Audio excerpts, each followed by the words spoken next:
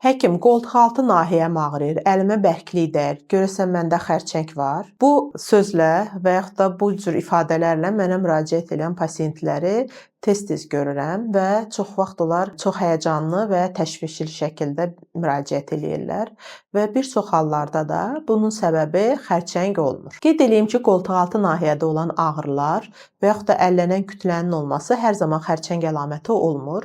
Bunlar əlavə süd vəzi səbəbindən ola bilər, qolaltı nahiyədə limfaların böyüməsi səbəbindən ola bilər. Limfalar hər zaman xərçəng səbəbindən böyümür. Bir çox hallarda iltihabi xəstəlik səbəbindən, infeksion xəstəliklər səbəbindən immun sisteminin zəifləməsi nəticəsində qolaltı nahiyədə limfalar böyümüş olur. Eləcə də süd vəzdə olan fibrokistik dəyişkənlik səbəbindən də qolaltı nahiyənizdə biraz şişkinlik hiss edə bilərsiniz.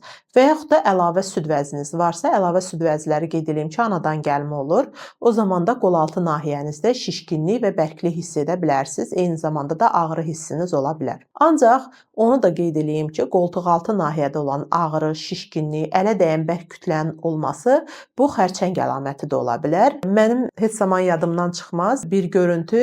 Mən rayon qəbulunda idim və qapı açıldı, içəriyə pasiyentim daxil oldu. Pasiyentin qolu havadaydı.